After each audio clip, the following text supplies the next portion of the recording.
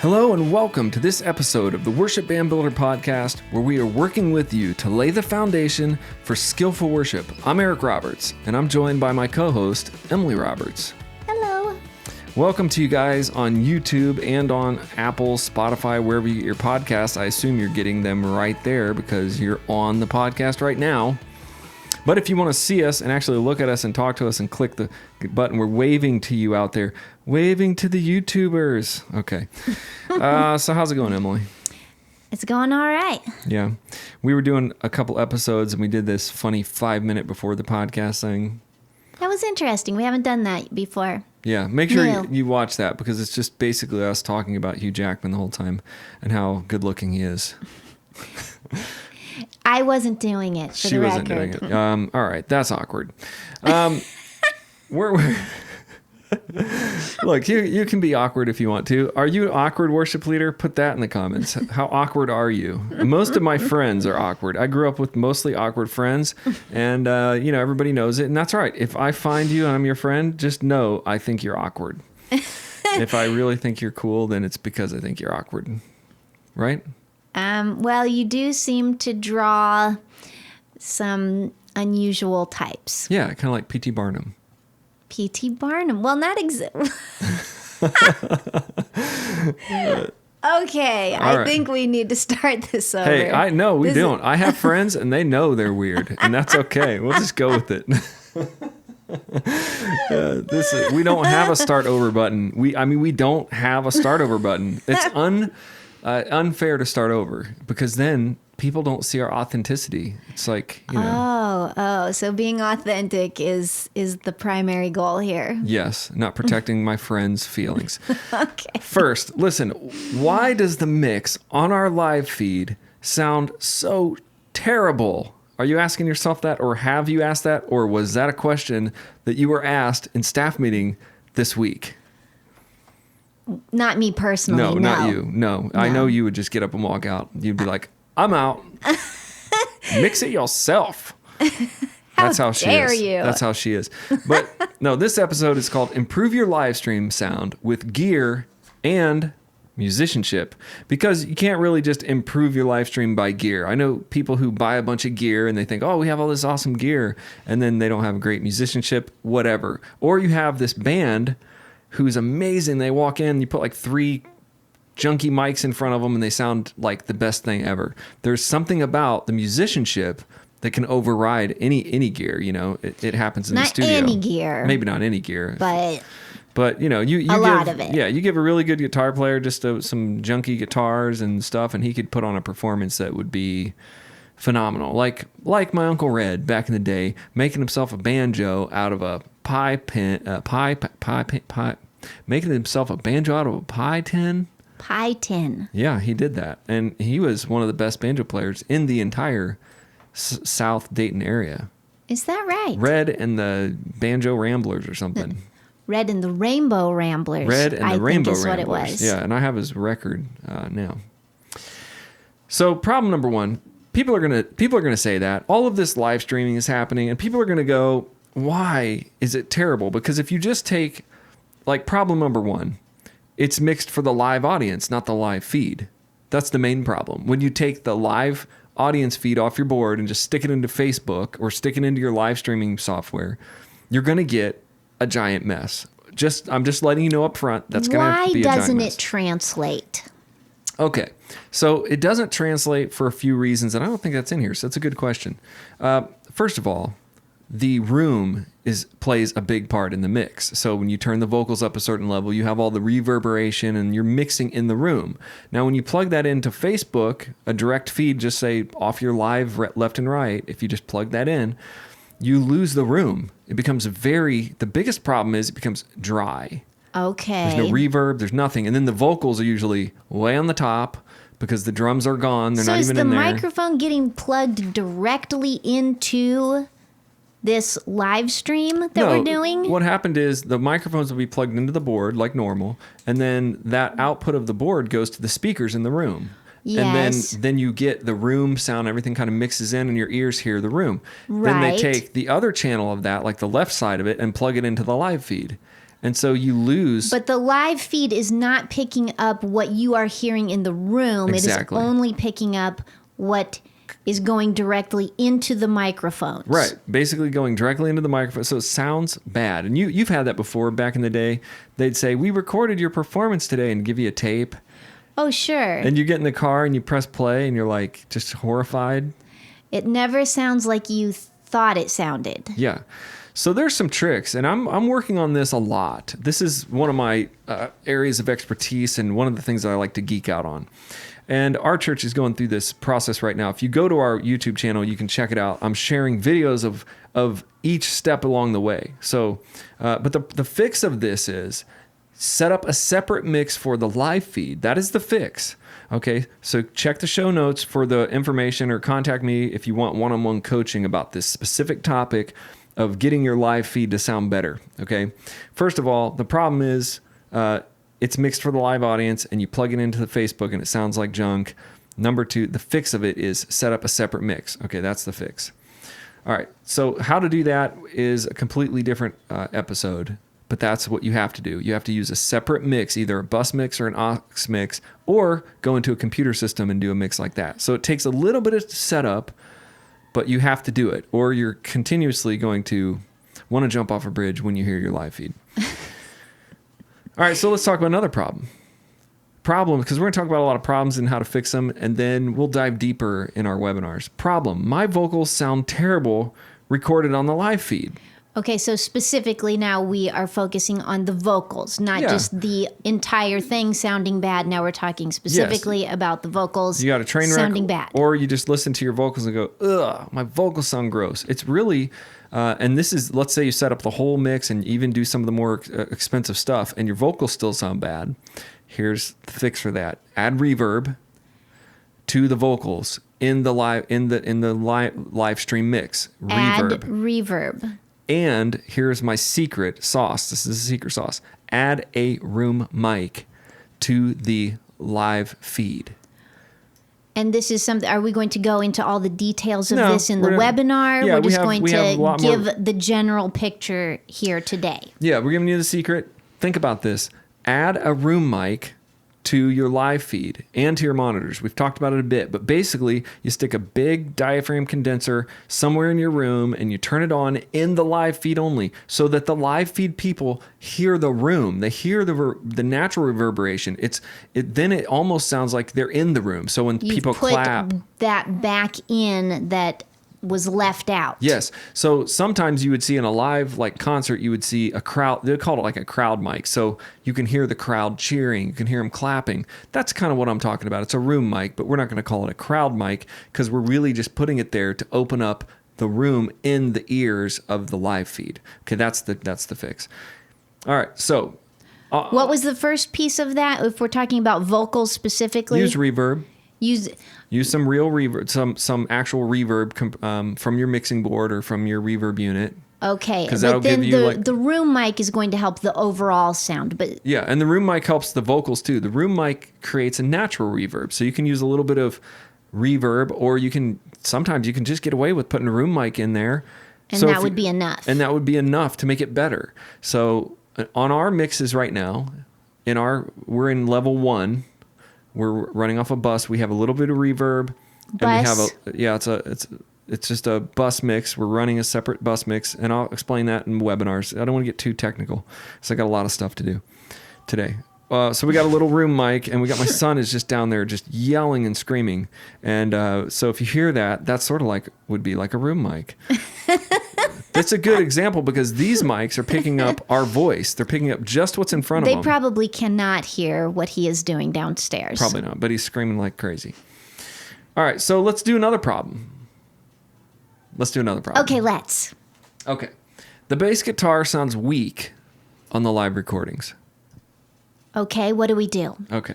First, the fix is use a bass processor and or a tube preamp setup made specifically for a bass. Okay. Are these expensive items? No. I did and actually now would be a good time. I did a webinar already on this. It's called The Gear, for live streaming, and I go on Amazon and on Musician's Friend, and I look up and I show you the ones, and I think they're like some for like $400, some for $1,500, and some for $49. So there's different versions of this. Yeah, you can spend a lot of money on processing, but you can also just get a $49 or a $79 Zoom processor. And that's effective? Yeah, it's just as good. I mean, okay, for all you nerds out there, it's not maybe just as good, but it's better than a direct box. So if you're a small church and you're like, the bass sounds terrible on our live feed, or the bass sounds not great in the mix, it's because you're plugging your bass direct. And direct doesn't give you a preamp, it doesn't give you EQ, it doesn't give you any of the bass processing that a little bitty bass processor gives you. Even a $79 Zoom bass processor will give you that little bit of boost you need for the bass to sound like something. And you can spend like $2,000 on one of these Helix pedals and bass stuff, and you can spend a lot of money. And literally, you can just walk up with a $49 cheap bass processor, plug it in, and the most average people, and some even professionals, are not going to be able to tell the difference. Okay. Sometimes you just have to use your brain and your ears, And I don't know if I could prove this, like, hey, there's a $2,000 pedal versus a $50 pedal, but there are videos on YouTube that do that, and it's really sometimes hard to tell.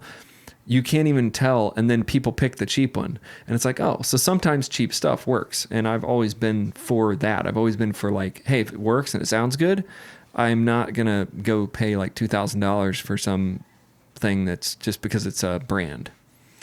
You're Nor not should you. An equipment snob. No, and you shouldn't be either. Things that worked for your room mix just don't work for the live stream mix. We kind of talked about that. You have to tweak and make adjustments to your setup, and you have to be intentional about your live mix. You have to start thinking about it today as a separate mix. It's your room mix. That's your live. Let's call that your front of house is what they would call it in like the industry. Front of house. That's like your speakers blowing the sound to the people. That is one mix. And then your Facebook stream is its entirely different mix with its own problems, with its own levels, with its own needs in terms of compression and reverb and a room mic and some other things. And that's how you get a good live stream on Facebook. So does this mean I need 2 sound guys now? Yeah, you're going to have to just go ahead and get 2 sound guys. Yeah. Oh boy. Yeah, get 2 sound guys. So let's go on to this. So you've got some gear and you've got some sort of fixes, but I wanted to go through this and I don't know, maybe we should have Emily. I've been doing this. This looks like a ginormous amount of information, but I kind of think we should just go for it. Let's just go for it. You've got more still here? Yeah, I've got a whole nother page of this. This is really exciting because we said this is improving your live stream with gear and musicianship, and so. Let's talk about musicianship, and we'll buzz through these because I've got it for each instrument. Okay. Some tips for each instrument. Yes. We've kind of already talked about the bass, and I'm getting these for real. This is real life stuff because we're working on our live stream right now, and I'm working as the sound guy right now and kind of the producer of the sound mix, but I'm also going up to the stage and saying, hey, bass player, can you not slap your bass like that?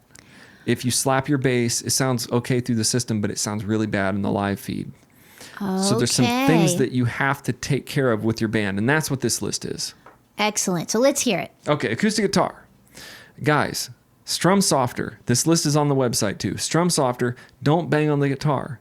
There are a lot of guitar players out there just banging their guitars really hard and strumming really loud, and it gives you terrible tone on the live mix. Now, is that true also just in general? Yes, it is. Yeah. I thought it might be. Yeah. So we have, like Maddie's guitar tone is phenomenal, but Maddie plays very soft.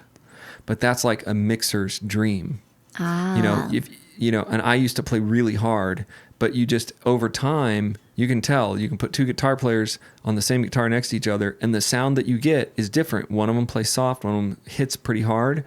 The one that's hitting hard is more jangly, it's more harsh, it's brighter. So in general, if you're trying to play for a record, or if you're trying to play for a recording, or which you are now because you're playing for your live stream, you have to lighten up on the guitar overall. Okay. Okay. So acoustic guitarists, ease up. Ease up, use some processing, some compressor, some reverb. Going directs sounds flat. So that's a lot to say, but we're not going to go through every little detail, but get yourself a processor too. Get yourself a little floor pod that has some reverb, has some compression. And that's something you covered in that webinar? Yep, covered that in the webinar. What's it called again?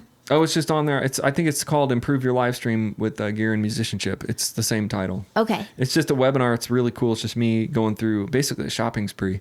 All right, voice. Number 1, use the correct mic for your voice. And how do I know that? Just have to find one that sounds good. So we just try a few on. Yeah, try a few on. Shure SM58s, start there. $100, industry standard. So you don't have to pay like thousands of dollars.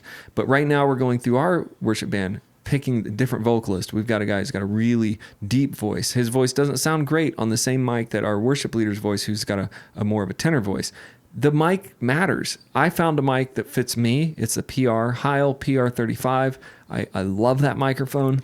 And let's just add to that you are a baritone. I'm a baritone, and it has a very great bass response. And in fact, the mic that sounds great on Robbie is the CAD 195, which is an older mic, but it was the mic that I used to use in the studio. Robbie is the tenor you referred to. He's a tenor. That mic is a very good mic. So mix with a lot of reverb and compression, and make sure you're using a room mic. We kind of talked about that with the vocals. Yes. All right, let's go to the drums. Find a mic that you love and bring it with you. I think it's gross to sing on other people's mics anyway.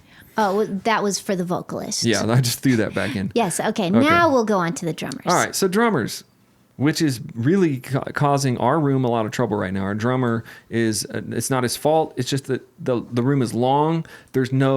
It's very concrete on the walls. It's got metal doors all over it. So the drums are like he's in a cannon, basically. It sounds like he's at the end of a big cannon. He hits the bass drum. It's huge. So I told him the other day, play a little bit softer. He was kind of playing real soft in rehearsal. And I said, that's really about what I need you to play so that I can mix everybody else. So play with dynamics, but not as much, play with dynamics, but not as much dynamics. I don't know what that means. Oh, okay. I think don't go quite so loud, but you can still add the emotion to the song. Yeah, and what I meant was, I did mean to say that. Keep it steady in the dynamic range. So don't be, on our live feed, the problem sometimes is our drummer would get real soft, like on a soft part. Well, then he would disappear on the live mix. Okay. On the streaming mix. It'd be like he would play the bass drum really soft. So there's not a lot of room for him to go all the way down to a pianissimo and all the way up to a fortissimo. He's got to curtail his range. Yeah, I think so. And at least in my mixing experience, this short time I've been with working on this, I really like the solid bass drum feel, but then when he goes soft, like the bass drum's gone, and they want to hear the bass drum. So I say, don't be so loud, first of all, and then play dynamically, but don't go real soft, real loud, real soft, real loud, because we're trying to mix it. We need to kind of stay in a medium volume level. Yeah, especially until you have the mix really tweaked out. In other words, the room mic is really good and everything is perfect. Then you might be able to get some dynamic. But in general, your mix is rough. It's dry and rough. So you need your musicians to play at a more steady level, drummers included, and use far less crash cymbals to cut down on mid-range. So drummers who are banging on the crash cymbal all the time are destroying the actual produced mix. Okay. They're basic, unless we can get it out. But we can't get the cymbals out in our room because they're just overshadowing everything. So you could use almost no cymbals, and I'd be happy with that as a mixer. Maybe like one crash cymbal every 20 measures. You're breaking hearts all over the world. So get off the crash cymbals, drummers. And really, the more expensive crash cymbals you have and the smaller crash cymbals are going to make it a lot better. So if you have some cheap cymbals, then that's not as good. All right, so let's talk about keyboards. All right, keyboards are a weird instrument. I don't think people think about this. They don't have any reverb really, unless, right? Well, you can put reverb on a piano. I was going to say unless you add it. Yeah. But they're already plugged into the board. Yeah, they're plugged into the board, but keyboards themselves come with like millions of sounds. They come with tons of effects in them. You know, you can have like piano in hall, you know, piano in large hall. So it's going to sound coming through your soundboard like it's in a large hall. And the other thing with the piano is it has every sound, and this is what people don't think about. Keyboard or piano. Okay. It has 88 keys. It goes from the lowest sound of a bass guitar all the way to the highest sound of anybody in the band. So you have the full spectrum of EQ. Beyond anything anybody else in the band can Beyond do, anything, I would think. unless you got like... Maybe the way top of the electric? But the thing is, the piano / keyboard, as an instrument in a worship band, can stomp out everybody in terms of the spectrum of frequency. Okay, yes. It can play low notes, I'm with so you on low that. that it's like the bass player, it's muddying up the bass notes. If you chunk around in the middle of the piano, then you're kind of like jumping all over the acoustic guitar and the vocals. And if you play up high, you're kind of, that's really probably the best place to play because you're kind of up there. Nobody's really up there. No man's land. No man's land. And you can tell that when you're playing keyboard. If you play up high, like the 4th, 5th, 6th octave, you can kind of hear yourself in the mix because there's not a lot going on up there. Yeah, it cuts through. But in general for keyboards, here's what you got to do. Play less overall. That I would say that for 90% of keyboard players listening, you should be playing less than what you currently are, unless you're... But you're talking about, this is assuming that you, as the keyboardist, are playing along with an acoustic guitar and an electric guitar, right? And a bass player in a band and all that. Yeah, so we have all of those band pieces, and you have to be a team player by playing less. Less is more from the keyboardist if you're in a full band situation. Yeah. Obviously, if it's just the keyboard or keyboard and percussion... Yeah, you're going to know. Your role changes. If you have a full band, which usually you probably do, and you're leading from keyboard even, you got some guitar players. A lot of times if I'm playing keys, I'm playing 3 notes in my right hand and that's it. Or 2 notes in my right hand and 1 note in my middle left hand, not low left hand. A lot of bass players, I even saw a thing online where they took some like duct tape and taped off the first 2 octaves of the keyboard and like the bass player wrote on there like don't play. Oh my goodness. Because when you have a bass player playing and then you have keyboard players will stomp on those bass notes. Sure. It just kind of muddies up the bass line. Yes. So bass players don't like keyboard players thumping all over the low 2 octaves of their keyboard. I get that. Now, But doesn't that feel restrictive to the keyboard player? Not really. I mean, it's the same with anything. I mean, if you want to be in a band and you want to be in a mix, then you got to know where your place is. And generally, your place isn't on the bass player's line. That makes sense. But you're saying just a few notes at a time, even if you are leading from the keyboard? Maybe. Yeah, if I'm like, it depends on the scenario. If you're talking about, you've got an acoustic guitar player and a piano player and a drummer, you might have to carry more of the rhythm. But as a keyboard player, you really don't want to be driving the rhythm. It's not really... unless that's the style of the song that you're playing, that the keyboard is the driving rhythm. And most of the contemporary songs now are guitar driven. So usually the keyboard might get a starring role in an intro. Yeah. Maybe they get a lot of that. They get a lot of the instrumental break. The hooks are a lot of the piano stuff. So you might But they're not the driving force right now. No, they're not.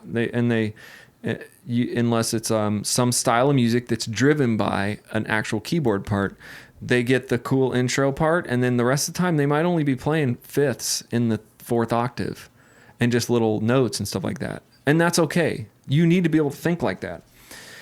Find a spot that you can come out in the mix and play that stuff. So maybe you find out, our electric guitar player's gone this week. I'm going to play in the 6th octave, like up in the C6 area. And I'm going to play some some fifths and some like driving little notes or some little licks up on that high end that you can actually hear.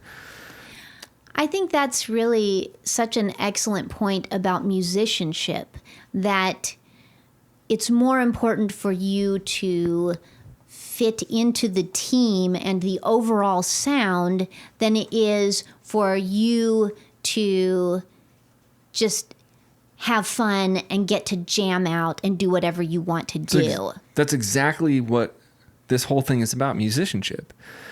if you're by yourself, you're probably going to play all the notes and stomp on the bass and hold the pedal down on the keyboard and you're going to fill up the whole room. But if you do that in a band, it's going to sound terrible. It's going to most likely result in you getting turned down in the mix, especially a piano player, because when a piano player is doing that as the mixer, you got so much going on in all those frequencies that you have to turn them down because they're basically stomping all over the guitar, the bass, and the vocalist. So you hear a bunch of keyboard, and that's why the keyboard gets turned down. That's a great way to not get heard, is basically just be playing all over the place. And that there is no way to mix that into a band. It generally is like the only way to really fix that is just turn it down a lot so it doesn't just muddy up everything. But if they're doing some really cool stuff up here on the fifth octave, they're just playing like eighth notes on a fifth, and you're like, oh, that's cool. You can kind of mix that high, and it's like it's adding interest. So you're playing in the band.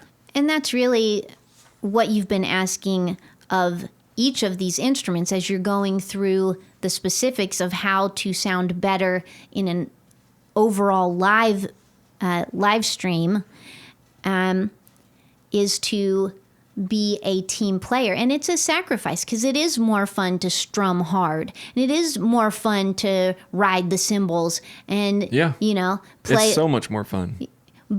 But the goal has to be the overall mix. Yeah, especially because you're live streaming to Facebook and wherever else, and you're going to be heard by the masses of people who are going to play it back and go, that sounds terrible. So you really got to be thinking. It's not just that moment, that live moment in the room. Now you're just jamming with your friends and having this big worship experience, but you're actually using your instrument as a produced part of an overall live mix. That's what's really happening to church right now with all of this live feed stuff. All right, and then don't change your volume on the keyboard. Last thing, and this goes for everybody, but the keyboard player is the most likely to do this because they have a volume knob right there. Right. So they can turn their volume up and down. And the guitar players too, but they have their like pads or their keys, and then every one of those has a different volume. So you need to make sure that your patches all have the same volume and that you're not moving your volume up and down once you're done getting the gain set. The first part of rehearsal, you should not be messing with your volume knob. Oh, I can imagine that just throws a real wrench into the works for sound guy. Yeah, and especially with the in-ear systems now. Sound guy or girl. Sound girls too. The in-ear systems are basically set to the gain. So if you set the gain in the front of rehearsal on the keyboard and he's at like 50% on his little slider, and you set all the in-ears up, and then you go into your first set and he turns it up by 20%, it now blows everybody's ears up that much more. Oh, and if you've got in-ear monitors, so it messes with the gain structure. That can be damaging. Gain structures have to be set up front and left alone. Okay, and all your patches, we're going to segue into electric guitar now. Basically, this is really key for electric guitar. Your overdrive, your clean sound, all of those things you have to take care up front to set those all to where as you flip through your different pedal sounds, that they're all the same volume. Because then you, like for guitar players, if you're an electric guitar player, you know that your boost or your solo channel, your boost lead channel is going to be like 5% or 10% higher than the other on purpose, because as you go into a lead, you click your boost, and that's what it's meant to do. It's meant to pop you out of the mix for your lead. So if you're running that mix, that's not what I'm saying. I'm saying your clean sound or this sound or your overdrive sound, all these sounds should generally be the same volume, except for your lead boost, which should do what it's meant to do, pop you out of the mix by 10%. Seek out your killer tones, guys. Pedals, pickups, look for every advantage on the electric guitar. Electric guitars are hard. They can be harsh, okay? So work with your tone and find out what sounds good in the room. Our guy last week, I had to go up and say, hey, this guitar tone is really bright. Now, his tone was probably fine, but in the room we were in that moment, hearing from the house, it was like really harsh, bright harsh. So he had to go turn down his highs. But so like in his room or in his practice space, it probably sounded great through an amp or whatever. So you have to set up your pedals and your amp and everything for the room you're in. Can he or she, whoever is playing the electric guitar, can they hear that themselves where they're sounding, or do they have to rely on the sound technician to tell them this is, sounding out of sync out in the room? Well, you have to go in the room to hear it. So if you trust your sound guy, you can have him tell you. If you, like for me, I'm a guitar player, so my guitar players there in the band, they pretty much trust me. If I come up and say, hey, it's really bright, they like, oh, and they turn their brightness down.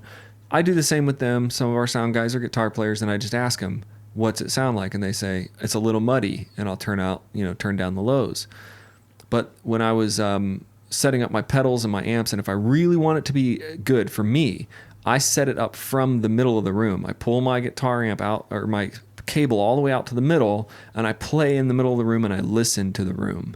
And then I go to my pedal and make changes. If you want to get really, really crazy with it, set up your guitar pedal and everything dead in the center of the room in your sanctuary when nobody's there, and play. And listen to it as it's coming through the speakers, listen to the soundboard, listen to everything. And I spent hours doing that, because little tweaks in the middle of the room make a big difference. You think it sounds good in your amp, and it might, but then when you hear it coming through the mains, you're like, ew, that's terrible. That's bright, or that's harsh, or move the mic around. Mic placement matters. Amp volume matters. All that matters. But if you're trying to tweak your tone as a guitar player, tweak it yourself from the middle of the room. That's what I do. And then it sounds good, and I know it sounds good. I don't like to trust other people to tell me like, oh, it sounds good. I want to know what it sounds like. Also, I like to know each one of my tones, like how it makes me feel when I'm in the middle of the room. Is that bright? Is it harsh? Is it rocking? Is that my cleaner tone? I like to feel what all those feel like, just so I have the confidence. But that's if you have extra time to goof around with your tone. Same with the keyboard player, as he would do. Find room in the mix if you're an electric guitar player. Play the right parts, learn the right parts, and don't make stuff up all the time. Go to the websites out there that are available, like worshiponline.com, and some of these other websites from the publishers show you exactly the parts they play on the record, and you can actually pick a few of those parts and do them. And you don't have to do everything that they're doing, because some of those can be very complicated. But am I safe in saying that the electric guitar is like the keyboard in that less is more on the lead lines? Oh, yeah. Yeah, because an electric guitar really in worship can overpower everybody. You also have a very wide range of frequency, and you have a very annoying range of frequency. and you have a lot of weird pedal sounds that can be super stupid sounding. And, you just need to be very careful in what you do. So for me, when I play electric, I pick a couple tones that I know are really good. I don't use like 37 different tones. I use like one tone. And I have these on my website. I show you my pedal board. Go to the YouTube channel. You can see kind of the stuff. There is a worship tone sound. There are some pedals you need. I show you all that on my YouTube channel. But I pick really simple tones that sound really good, and I just use them, and I just play less, because everything you do on electric guitar can sound scary when it's bit. You play it and it comes out through the whole room, and you realize you can like hurt people's ears with the high notes, and you just have to be careful, because the electric guitar is powerful in a live band. I imagine it can be tricky, because every song can require a different tone from your guitar. Yeah. So you probably have to pick some that generally sound good with most songs. Yeah, exactly. I have like an overdrive sound and a couple different pickups on my guitar, and I switch them, and I use my volume knob to get a little less drive or a little more drive, and you can have a couple different drives, but in general, I like just a really solid, good tone, and then I use my playing ability to create all the interest, so the tone is good, whether it's a little overdriven or a little clean, and then I just roll back and forth. I've always been a pretty simple tone guy. Back in my Herman's Dew days, I had an amp with clean and dirty. That was it. I didn't have any pedals or anything ever, and I just did everything. It was either clean or dirty, and I just used interest. I used parts.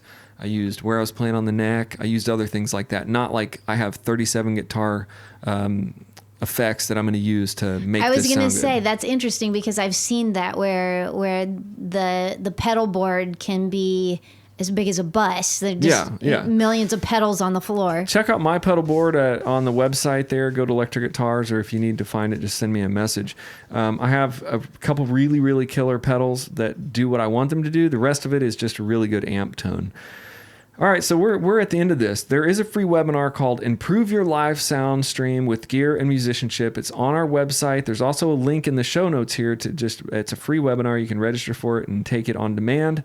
Then also we do one-on-one coaching now for your team. So go to worshipbandbuilder.com/coaching, and Emily and I are both available individually to coach you. She does a lot of stuff about, building a set list and helping worship teams and talking to you as a worship leader, how to deal with the stress and cope with being a worship leader and building teams. And I work with a lot of people on, how to do the stuff we're talking about here. Produce your band, set up your band, build your band, develop a really good team around you.